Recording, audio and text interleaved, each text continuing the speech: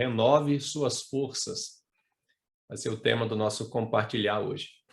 E eu fui procurar pesquisas, assuntos que falassem sobre esse renovo ou esse cansaço, né, que estamos vivendo. E eu achei um autor que é coreano, sul-coreano, mas ele está morando na Alemanha e ele é professor em uma universidade na Alemanha, é um filósofo. O nome dele é Byung-Chul Han.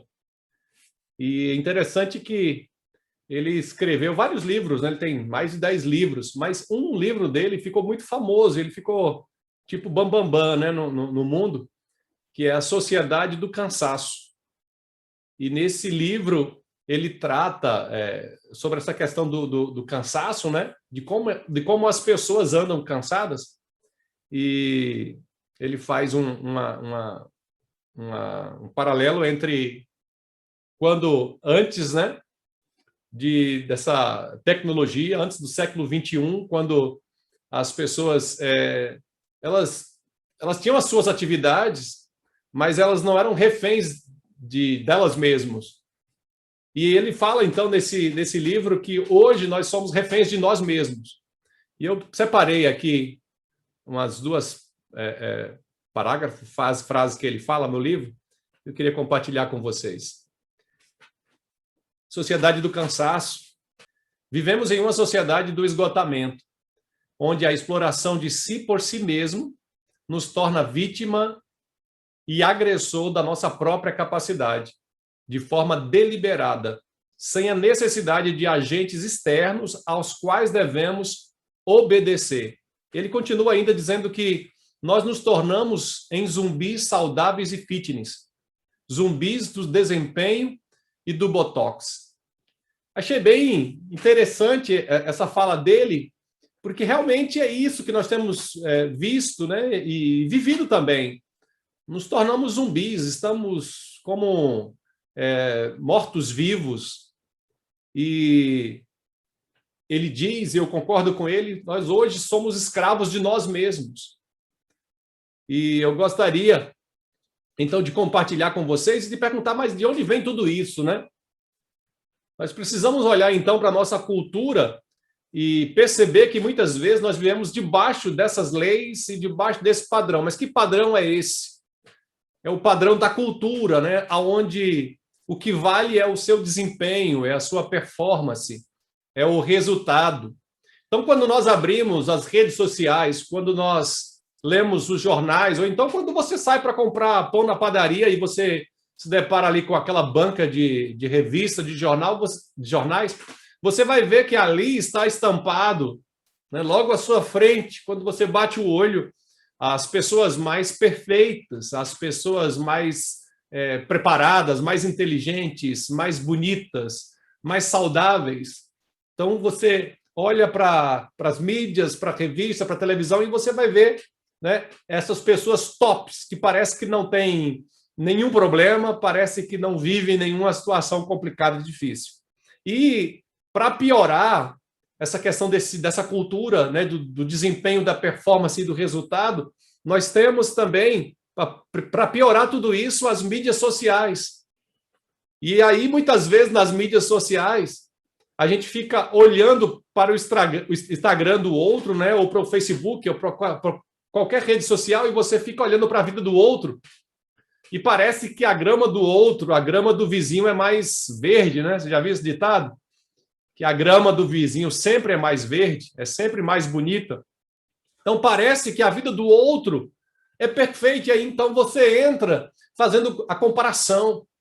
E quando você faz essa comparação, você se enche mais de ansiedade.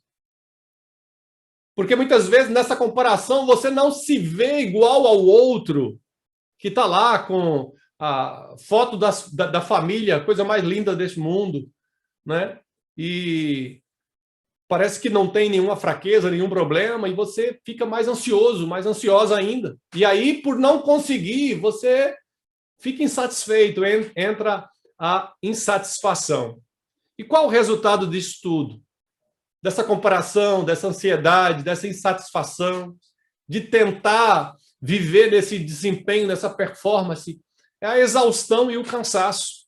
Então, tudo isso nos leva a ficarmos hoje, a vivermos uma sociedade de zumbis, né? De mortos-vivos, como o autor do livro que eu falei, o Han disse. Nos sentimos, então, esgotados. E aí, então, entra a síndrome do burnout, que é muito famosa hoje, conhecida, que é o nível mais alto, né, do esgotamento. A vida perde o sentido, né, perde o brilho.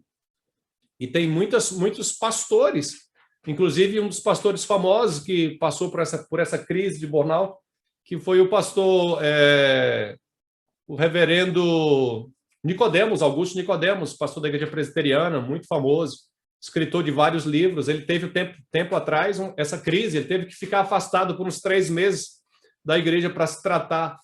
Então, nós percebemos que essa exaustão, né, esse cansaço, é feito, né? Essa crise de depressão, muitas vezes é feito de tudo isso que temos vivido, né? Que temos tentado entrar nessa cultura e nessa comparação, e nos tornamos cada vez mais ansiosos, né?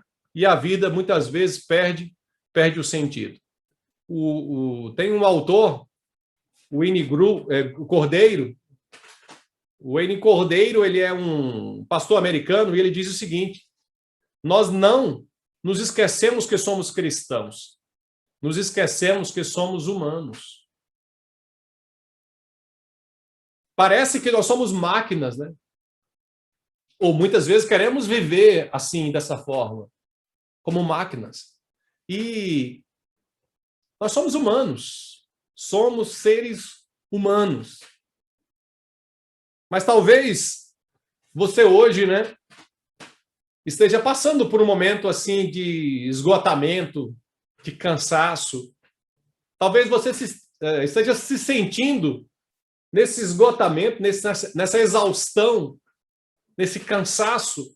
E não é um cansaço físico apenas, porque no cansaço físico você tira 2, 3 noites de bom sono, você recupera. Você tira uma semana de folga do seu trabalho, você recupera. Mas esse cansaço, você pode tirar 1 mês de férias e você não consegue descansar, porque não é só um cansaço físico, é um cansaço da alma, é um cansaço da mente, é um cansaço do coração. Só que, muitas vezes, nós que estamos dessa forma, nesse esgotamento, nesse cansaço, há uma saída. Há um caminho para renovação, para renovarmos as nossas forças. Por isso, como título, eu coloquei renovar as nossas forças, renovando as nossas forças. E eu quero apresentar para você, então, esse segredo que está lá em 2 Coríntios 12, versículo 10. O apóstolo Paulo, ele fala assim: pois quando sou fraco, então é que sou forte. Isso não parece normal, né? Isso parece contraditório. Como assim? Pois quando eu sou fraco, então é que sou forte. O que é isso que Paulo está dizendo? O que ele quer mostrar com tudo isso, né? Para entendermos melhor o que Paulo está dizendo aqui com esse texto, nós precisamos, então, voltar um pouquinho no contexto que foi escrita essa carta aos Coríntios. A cidade de Corinto, né, era uma província romana. Mas não era só qualquer província romana. Ela queria ser a maior província de Roma, e ela queria não só ser a maior província de Roma, como ela queria ser a melhor província, em todos os sentidos. Então, naquela época, havia uma cultura da fama e do sucesso. As pessoas estavam a todo tempo buscando essa fama e esse sucesso, e eles queriam chegar no topo. Era um desejo cultural, né, de cada habitante ali de Corinto de chegar no topo. Eu quero ser o melhor, eu quero ser o maior. A gente percebe isso mesmo dentro da igreja de Corinto, onde as pessoas, os irmãos, eles ficavam ali divididos, né, dizendo que um era de um grupo, outro de outro grupo, e tinha muita divisão ali dentro da igreja. Era também por conta dessa cultura ali da cidade de Corinto. Era marcada pelo orgulho e pela soberba. As pessoas, elas se gabavam, né, daquilo que elas faziam, do seu orgulho, da sua soberba. Por isso elas tinham uma lista de realizações, aonde nessa lista de realizações elas contavam, né, o que eu fiz, o que eu alcancei. Então, você não fez, eu sou melhor do que você. Na própria igreja de Corinto tinha essa divisão. Das pessoas ali tinham todos os dons e uma queria ser maior do que ou melhor do que a outra. Nós temos também ali o culto à personalidade. Nós temos o imperador, que ele queria ser adorado, porque se dizia um deus. Mas não só essa questão do imperador. Existiam pessoas ali que a gente pode falar dessas celebridades aí do evangelho, e aí eu coloquei como superapóstolos, que na verdade estavam surgindo grupos ali que estavam menosprezando o trabalho de Paulo, porque elas se intitulavam melhores do que Paulo, e elas queriam então que a igreja ouvisse a elas e não a Paulo. E elas falavam mal de Paulo e se levantavam contra o apóstolo Paulo, e elas se diziam, né, se intitulavam esses superapóstolos. E muitas vezes nós vemos hoje, né, nós vemos pessoas adorando pessoas, ou até mesmo dentro das igrejas. Nós temos esses superapóstolos ou superpastores que parece que não erram, que parece que não tem nenhum problema, que parece que não tem nenhuma fraqueza. E muitas vezes nós vemos a igreja, os irmãos, irmãs, as ovelhas olhando para determinados líderes e olhando, dizendo, nossa, como fulano é super crente, super cristão ou super cristã, e parece que essas pessoas não têm erro, e parece que essas famílias não têm erro. Eu já conversei com pessoas, né, que hoje não estão na igreja, mas na época que estavam na igreja, não era a nossa aqui, na Igreja em Movimento, mas essas pessoas, quando a gente falava sobre casamento, os problemas que há no casamento, e ela falava o seguinte, não, mas que problema no casamento? Não, minha vida não tem um problema no meu casamento. Ou então, quando falava que um cristão ele poderia passar por dúvidas ou por fraquezas, e ela falava assim, não, o cristão não tem que ter fraqueza, não, nós somos mais do que vencedores em Cristo Jesus. Mas pouco tempo depois, essa pessoa ela não estava mais na igreja, porque ela tinha se afastado de Deus. Por quê? Porque ela estava tentando viver um evangelho que não era esse evangelho, né, que a Bíblia nos ensina. Então, voltando aqui para a Bíblia, 2 Coríntios 11, versículo 24 e 25, o apóstolo Paulo, ele vai, ao escrever essa carta, ele traz aqui algumas realizações dele, mas são algumas realizações assim um pouco difíceis de compreender, de entender, porque não são talvez as realizações que queremos de coisas boas. E aí ele diz, 5 vezes recebi dos líderes judeus os 39 açoites. 3 vezes fui golpeado com varas. Fui apedrejado uma vez. 3 vezes sofri naufrágio. Certa ocasião, passei uma noite e um dia no mar à deriva. Então, veja essas realizações do apóstolo Paulo aqui. Ele foi açoitado, ele recebe açoites. E não foi um só, não.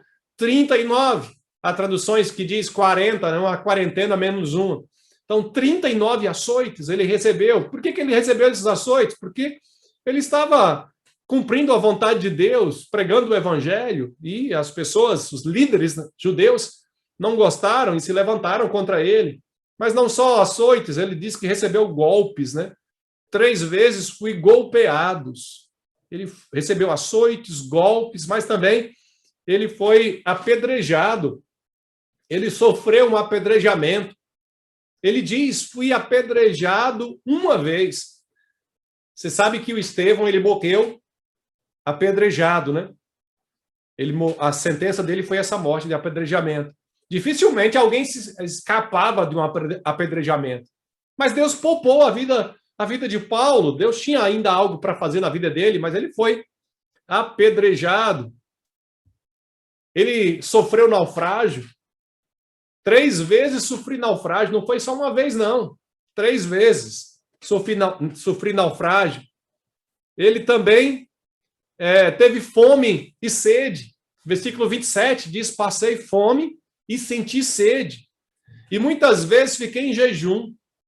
Tremi de frio por não ter roupa o suficiente para mim agasalhar. Então ele teve fome, ele teve sede, ele sentiu frio por não ter roupa suficiente para passar ali por aquele período de frio.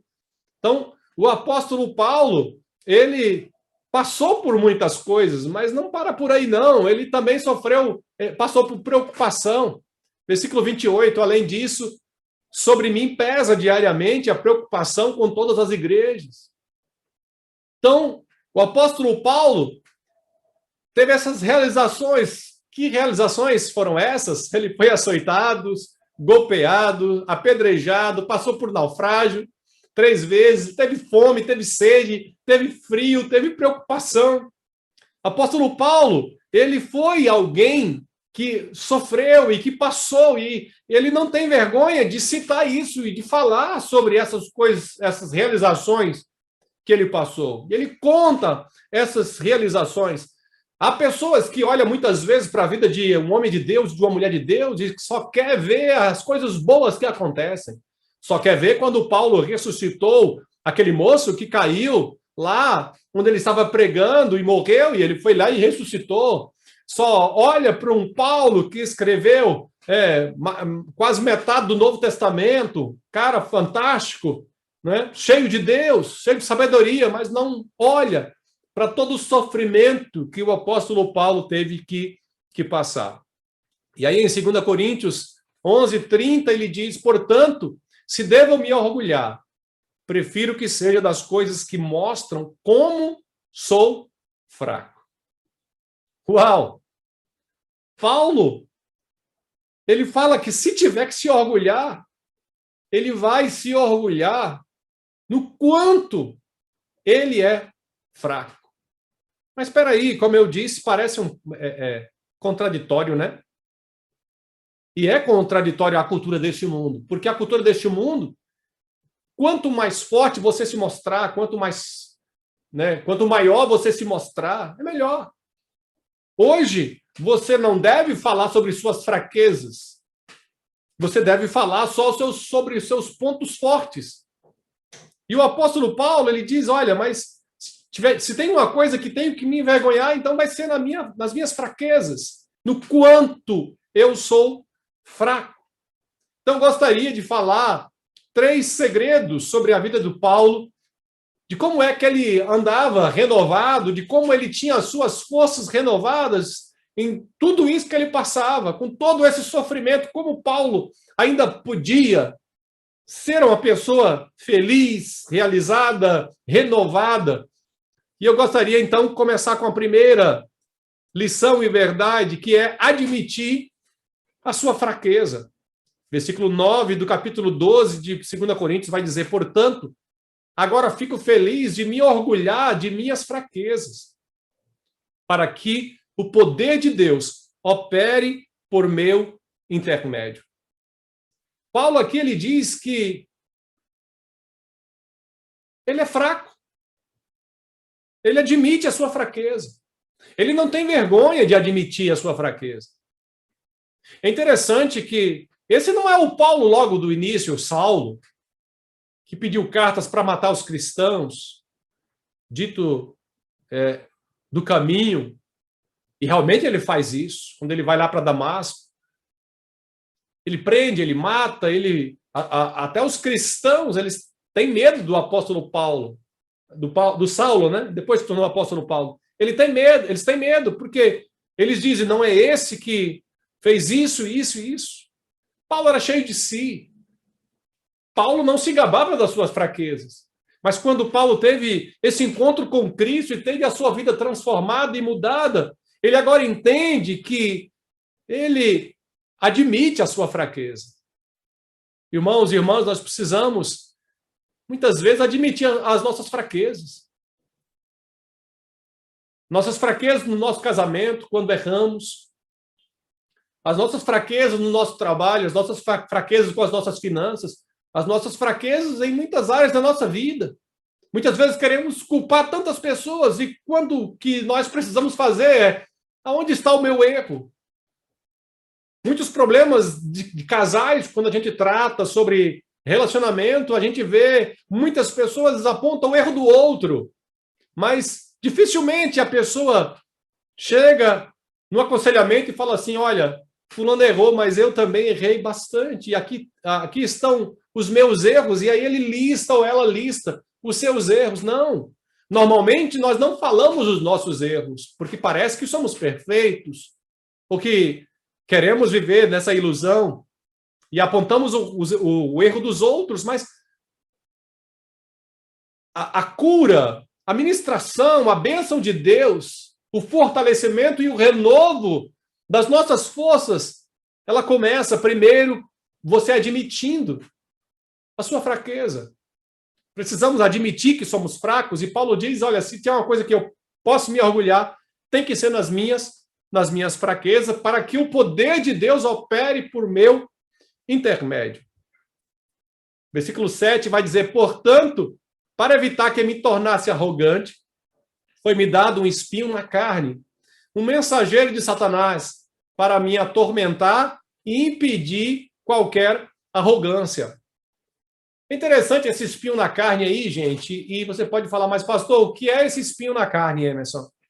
Olha, eu vou ficar te devendo a certeza 100%, porque a gente não sabe o que foi esse espinho na carne. Até hoje, isso é discussão para centenas de anos e milhares, e vai continuar ainda, né, se Jesus não voltar antes, por toda a vida. Porque a Bíblia não define, a Bíblia só fala, e Paulo dizendo que foi me colocado um espinho na carne. O Calvino, né, João Calvino, ele chega a dizer que o espinho na carne de Paulo eram várias tentações que ele sofria. O Lutero já entra por outro lado e diz que eram perseguições, que até mesmo esses líderes judeus estavam se levantando para perseguir, era o espinho na carne, essas perseguições. Há uma outra ala, e uma ala bem maior, de pesquisadores da Bíblia, que chega a afirmar que o que Paulo tinha era uma enfermidade, era um problema físico. Há quem diz até que era a questão dos olhos. Ele não estava enxergando bem.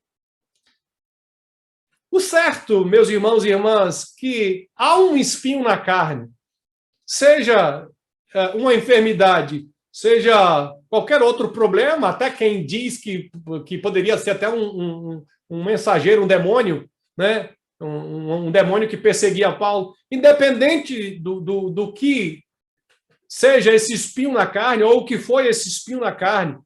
Esse espinho na carne, ele foi colocado, na vida de Paulo, ele foi colocado com um propósito, e o próprio apóstolo Paulo vai dizer, para evitar que me tornasse arrogante.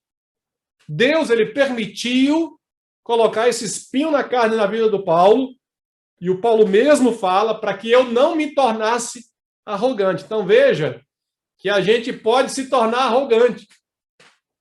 Até a gente falava sobre isso, né, Zamit? No nosso encontro na sexta-feira, e a gente compartilhava sobre isso, sobre essa questão de que muitas vezes a pessoa é um homem de Deus, uma mulher de Deus, mas depois se perde. E aí Zamit falou até que quer conhecer uma pessoa, pastor, dê poder para ela, e é verdade. Muitas vezes é verdade. Se quer conhecer, dê poder para ela, que ela vai se revelar quem ela realmente é. Então, o apóstolo Paulo, para que ele não se tornasse arrogante, com todo o conhecimento que ele tinha e o poder de Deus que ele tinha, foi dado um espinho na carne. Então, Paulo fala que tinha um propósito, né? Então, qual é esse propósito, meus irmãos, em admitir a fraqueza? Aqui todas as pessoas, elas têm fraquezas. Têm fraquezas. Essa é a primeira verdade que a gente vê quando admitimos a nossa fraqueza, é saber que todos temos fraqueza, que ninguém é perfeito. Ninguém é perfeito. Então, não adianta você olhar no Instagram, olhar nas redes sociais, lá, né, a foto daquelas pessoas que parece que tem uma família linda e maravilhosa, e pode até ter, mas que parece que não tem dificuldades, não tem fraquezas. Não. Todos nós temos fraqueza e nós precisamos admitir as nossas fraquezas. Bem, tem uma ilustração, eu já contei para vocês, mas vou contar novamente, de um irmão que estava procurando uma igreja perfeita. E aí ele então foi numa igreja, mas aí ele, olha, mas o pastor ali não gostei da mensagem. Aí foi em outra, não, mas o louvor ali, não gostei do louvor. E aí foi em outra, mas aquela mulher fofoca muito. Então ele foi em várias igrejas, várias. E não encontrou. E um dia, então, ele encontrou um pastor, já senhor, idoso, né? E aí falou para o pastor, mas olha, pastor, ore por mim, porque eu quero achar uma igreja perfeita, mas eu não encontrei essa igreja perfeita ainda, e eu quero encontrar. E o pastor olhou para ele com toda calma e carinho, falou, meu irmão, seguinte, não precisa procurar, porque não existe igreja perfeita. Mas se porventura você achar uma igreja perfeita, por favor, não entre nela não, porque ela vai deixar de ser perfeita. É isso, igreja somos nós. E nós, apesar de buscarmos essa perfeição em Cristo, nos santificar cada vez mais, nós temos fraquezas e precisamos admitir que somos fracos. Mas muitas pessoas escondem as suas fraquezas. Usam máscaras e querem esconder as suas fraquezas e parece que a pessoa o tempo todo não tem essas fraquezas. Parece que ele ou ela vive, né, em um mundo onde são perfeitas. E, na verdade, todos nós somos ruins diante de Deus. Todos nós temos fraquezas diante de Deus, né? Então, o que nos torna diferentes quando estamos diante de Deus? Se somos todos pecadores e temos todos fraquezas, é que existem as pessoas que se colocam diante de Deus arrependidas e aquelas pessoas que se colocam diante de Deus que não se arrependeram. Então, pessoas que reconhecem as suas fraquezas e outros que não reconhecem as suas fraquezas. A única diferença é essa, mas todos nós temos fraquezas.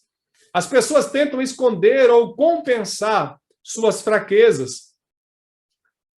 Deus não está desapontado com você, ou não vai ficar desapontado com você por causa das suas fraquezas, ou até mesmo por causa dos seus pecados. Meu irmão, minha irmã. Lembro de um texto de Romanos 5, versículo 8, diz que Deus prova o seu próprio amor para conosco pelo fato de ter dado Cristo Jesus para morrer por nós, sendo nós ainda pecadores. Deus nos amou antes, quando éramos escravos do diabo, quando estávamos completamente separados de Deus. E a Bíblia fala, quanto mais agora não nos dará graciosamente com Ele todas as coisas. Então, não ache que o seu fracasso, as suas fraquezas vai desapontar a Deus, porque Deus nos conhece muito mais do que nós. É no reconhecimento da nossa fragilidade que encontramos a graça de Deus. É quando reconhecemos que precisamos de Deus. É quando reconhecemos que somos fracos, que encontramos e recebemos a graça de Deus. Enquanto acharmos que somos fortes, enquanto acharmos que conseguimos e que podemos, a graça de Deus ela não terá lugar na nossa vida, porque graça é favor imerecido. Então, primeiro tem que começar com o nosso coração e o nosso pensamento dizendo, eu não mereço, porque sou pecador, porque sou fraco. E aí, então, receba a graça de Deus. A graça de Deus é para quem é fraco. A graça de Deus é para quem se considera frágil. E aí, então, entra a graça de Deus. Olha o que 2 Coríntios 12, versículo 8 e 9 diz, que é o nosso segundo ponto, buscar a ajuda de Deus. Primeiro, reconhecer a sua fraqueza. Segundo, buscar a ajuda de Deus. Esse é o segundo segredo do apóstolo Paulo. Viver sempre renovado. Ele diz, em 3 ocasiões, supliquei ao Senhor que eu o removesse, mas ele disse, minha graça é tudo de que você precisa. Meu poder opera melhor na fraqueza. Deus responde todas as nossas orações. Amém? Sim, responde todas as nossas orações. Mas nem sempre responde com um sim. Às vezes responde com um sim, às vezes com não, às vezes não responde nada, fica quieto lá, dá um tempo, fica em silêncio. Até mesmo o silêncio é uma resposta de Deus. Então, o apóstolo Paulo, ele pede. E não foi uma vez só não, por 3 ocasiões. Ele não só pediu, ele suplicou. Senhor, remove esse espinho na carne, eu não aguento mais. Sempre que Deus diz não, o não de Deus é sempre o melhor para nós. Talvez você esteja pedindo a Deus para remover esse espinho na tua carne, para resolver um problema, para tirar essa fraqueza. Mas o que eu quero que você compreenda é que muitas vezes o que Deus está mostrando para você é para que você busque a Deus. Porque nós buscamos a Deus, infelizmente, quando nós nos sentimos fracos. Eu digo infelizmente porque nem sempre nos sentimos fracos. E aí, quando nós não nos sentimos fracos, nós não buscamos a Deus. Nós buscamos a Deus quando as coisas estão ruins, porque nos achamos frágeis e fracos. O certo é, em todo momento, precisamos dessa dependência de Deus, então precisamos saber que nós não temos nada em nós mesmos. Mas nós precisamos entender que há um propósito. Há um propósito em tudo isso que está acontecendo. Há um propósito em tudo isso aqui, por isso Deus não tira esse espinho na carne do apóstolo Paulo, porque Deus tem um propósito na vida dele. E Paulo sabe disso. Paulo mesmo falou que não era para que ele não se ensoberbecesse, não ficasse soberbo. Então, se você muitas vezes tem recebido, né, um não de Deus, ou se Deus não tem ouvido as suas súplicas, a sua oração, ou não tem tirado, quem sabe, esse sofrimento que tem se alongado por muitos meses, por muitos anos na sua vida, na sua família, nos seus negócios, se você não entende, muitas vezes, por que você está passando por tudo isso? Entenda que Deus, ele tem um propósito. E se ele não tirou ainda, se ele não resolveu ainda, é porque ele tem um propósito. E qual é esse propósito na vida do apóstolo Paulo? Há um propósito divino em cada sofrimento. Portanto, para evitar que me tornasse arrogante, evitar arrogância. É quando passamos por uma dificuldade e sofrimento que lembramos de que precisamos de Deus.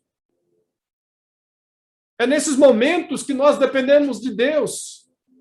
E Paulo entende isso. Então há um propósito no sofrimento do apóstolo Paulo, que é evitar arrogância no seu coração, mas também gerar dependência. 3 vezes, 3 ocasiões, eu supliquei ao Senhor que eu removesse. Paulo se torna mais dependente de Deus ainda. Ele leva a orar e até pedir para Deus tirar. Ele é um homem de Deus, que se coloca diante de Deus. Então, na verdade, esse sofrimento, esse espinho na carne, é uma bênção, então, de Deus na vida do apóstolo Paulo, vamos dizer assim. Porque evita que ele se torne arrogante e gera nele uma dependência do Senhor. C.S. Lewis, ele disse o seguinte: Deus sussurra em meio à alegria, mas ele grita em meio à dor.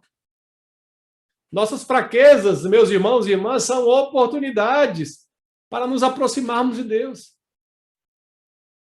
Então, olhe para você e eu olho para mim e a gente precisa se perguntar, Senhor, esse momento aqui, essa fraqueza, essa dificuldade, esse sofrimento, o que o Senhor quer me ensinar? O que o Senhor quer mostrar? O Senhor quer que eu busque mais o Senhor? O Senhor quer que eu dependa mais do Senhor? Todo o sofrimento que Deus permitiu para Israel, tanto no Egito, na Babilônia, nesses cativeiros aí, foi para que o povo se arrependesse e voltasse para o Senhor e buscasse ao Senhor, porque o povo tinha se esquecido de Deus. Há propósito ainda divino no sofrimento para mostrar a suficiência de Deus. Mas ele me disse, minha graça é tudo de que você precisa. Deus mostra para Paulo que o que Paulo precisava era dele, era do Senhor. Era isso, e isso bastava na vida de Paulo. A minha graça te basta.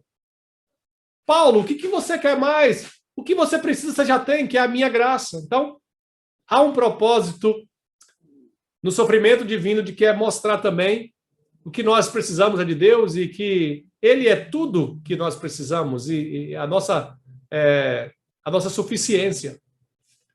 Mas também, além do propósito, né, do sofrimento, há também um conforto divino em nosso sofrimento, porque Deus não apenas nos faz passar por um sofrimento sem nos dar o conforto necessário para passarmos, para suportarmos.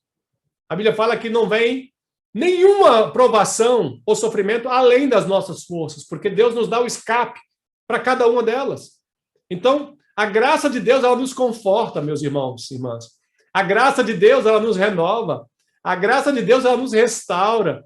A graça de Deus, ela, sabe, ela vem para ministrar esse conforto no nosso coração, na nossa vida. Então, nós somos confortados por esse Deus maravilhoso. Então, como disse o reverendo Hernandes Dias Lopes, ele fala o seguinte, que a graça de Deus é o tônico para a alma aflita, o remédio para o corpo frágil, a força que põe de pé o caído. É isso mesmo, é o segredo de Paulo, né? O segredo de Paulo é a graça de Deus. Ele chega a dizer em Filipenses 4:13, posso todas as coisas naquele que me fortalece. Hebreus 4:15. Esse texto vai dizer o seguinte, o autor desconhecido, ele fala, nosso sumo sacerdote entende nossas fraquezas, pois enfrentou as mesmas tentações que nós, mas nunca pecou.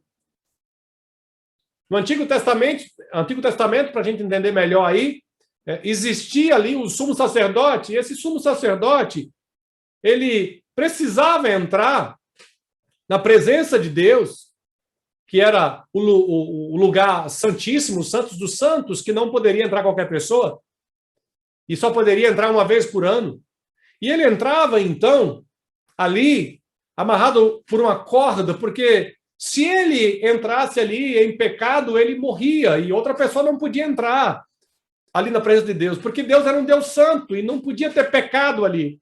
Então, ninguém podia fazer isso, né? Nenhum sacerdote, sumo sacerdote podia fazer isso se não tivesse se purificado completamente, mas mesmo assim, ninguém entrava sem medo, porque a pessoa a qualquer momento podia perder a sua vida. Então, nosso sumo sacerdote entende as nossas fraquezas, pois enfrentou as mesmas tentações, mas sem pecado. O que aconteceu? Deus mandou Jesus Cristo, o nosso sumo sacerdote. E Jesus, de uma vez por todas, ele ali na cruz morreu, derramou o seu sangue, e ele ali diz, está consumado, está feito, está completo. Ninguém agora precisa, o véu foi rasgado, e ninguém agora precisa mais de um outro sumo sacerdote para poder se achegar a Deus, porque o véu foi rasgado e por conta de Cristo Jesus e do sangue derramado nós podemos ter acesso a Deus. Mas esse acesso a Deus agora não precisa ser um acesso com medo. Nós não precisamos mais agora nos achegarmos a Deus com medo, porque nós temos um Deus que mandou o seu Filho Jesus Cristo e diz a Bíblia que ele nos compreende, que ele nos conhece, que ele entende as nossas fraquezas. Então nós podemos chegar, diz a Bíblia, com ousadia nos Santos dos Santos, diante de Deus, em oração. Por quê? Porque Jesus Cristo, ele já cumpriu e ele já fez tudo, já se apresentou em nosso lugar. Deus enviou o Cordeiro e esse Cordeiro, ele sofreu por nós. Então ele sabe o que é sofrer, ele entende, né? Por isso entende, porque ele passou por todo o sofrimento. Jesus sofreu. Jesus sofreu. Até mesmo Jesus pediu. Deus, se possível, Pai, passa de mim esse cálice. Mas Deus não tirou. Deus não livrou Jesus da cruz. E o próprio Jesus entende, dizendo, olha, Senhor, seja feita a tua vontade e não a minha. Jesus entende a nossa dor e o nosso sofrimento. Versículo 16, ele completa dizendo assim, aproximemo-nos com toda a confiança no trono da graça, onde receberemos misericórdia e encontraremos graça para nos ajudar, quando for preciso. O véu foi rasgado, meu irmão, minha irmã. Nós não precisamos mais ter medo. Amém? A Bíblia fala em Romanos 8 que nenhuma condenação há para aqueles que estão em Cristo Jesus. Então, que possamos nos aproximar de Deus e reconhecer que somos fracos e buscar a ajuda de Deus. E, por último, receber diariamente a força de Deus. 12:10, 2 Coríntios diz, por isso aceito com prazer fraquezas e insultos, privações, perseguições e aflições, que sofro por Cristo. Pois quando sou fraco, então é que sou forte. Paulo ele faz aqui uma lista de insultos. Talvez você, meu irmão, minha irmã, tenha sofrido também insultos. Talvez no seu trabalho. Talvez você tenha trabalhado tanto e as pessoas não tenham valorizado o seu trabalho. Talvez muitas pessoas tenham se levantado para te insultar, para falar mal de você. Talvez, até mesmo, quem sabe, na sua casa, na sua família, talvez a sua esposa não te respeite, talvez o teu esposo não te ame, e não te respeite, não te trate como você merece. Mas Deus diz para você e para mim, na manhã de hoje, dizendo, olha, independente de tudo isso, a minha graça te basta. Porque Deus tem nos sustentado. Porque Deus tem nos guardado. Ebenezer, até aqui, tem nos ajudado e nos abençoado, o Senhor. Então, Deus é o Deus que fala para Paulo, a minha graça te basta, Paulo. Você já tem tudo o que você necessita, tudo o que você precisa. E é isso que eu quero dizer para você, meu irmão, minha irmã. Você tem tudo o que você precisa. Se você tem realmente Deus na sua vida, se você realmente já entregou a sua vida para Jesus, então você pode receber diariamente a força de Deus. A Bíblia fala que as misericórdias do Senhor, elas se renovam a cada dia.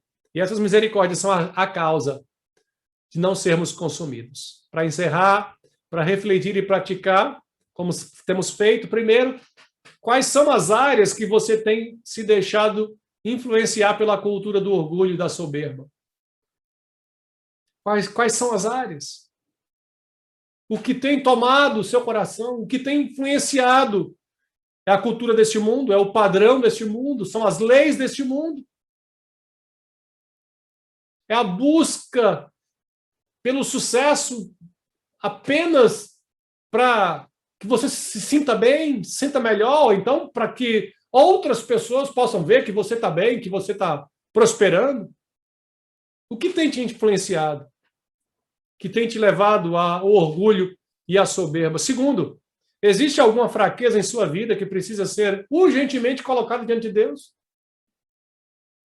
Está na hora de admitirmos as nossas fraquezas. Claro, você não vai colocar suas fraquezas no Facebook, no Instagram, para todo mundo ver. Não é isso que eu estou querendo dizer. Mas sim, converse com alguém que você possa falar das suas fraquezas. Fale para Deus das suas fraquezas.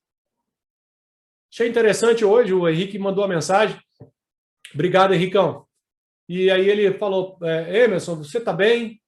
Essa semana eu tive uma semana de oração, intensificando, né, um período de oração, e Deus me levou a orar por você, e Deus me mostrou que você estava preocupado e um pouco triste.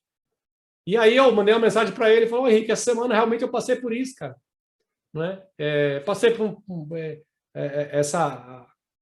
esse cansaço, né, mental, esse cansaço psicológico, quando você fica preocupado, né, com essa pandemia, com a igreja, né, eu gosto de pessoas, eu gosto de gente, eu gosto de né, do culto presencial, e vai demorar um pouco para voltar, mas logo, logo a gente volta.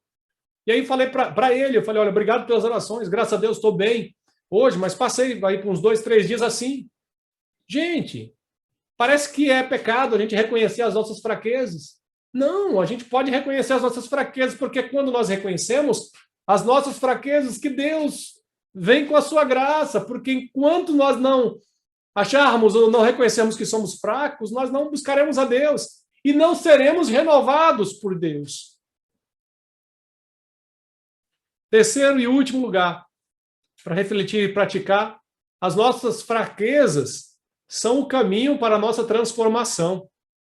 Elas nos convidam a dar o poder a Deus, a depender dele e se alegrar nele. Glória a Deus, aleluia. As nossas fraquezas, então, elas são uma bênção, porque elas são o caminho da nossa transformação, do agir de Deus na nossa vida. O apóstolo Paulo, ele entende isso e ele, então, reconhece que a graça de Deus basta na vida dele.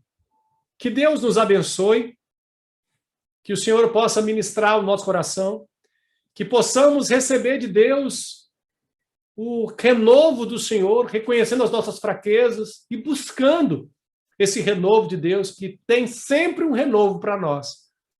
E Deus nos ama, e Deus continua nos amando, a despeito das nossas fraquezas. Quero orar nesse momento.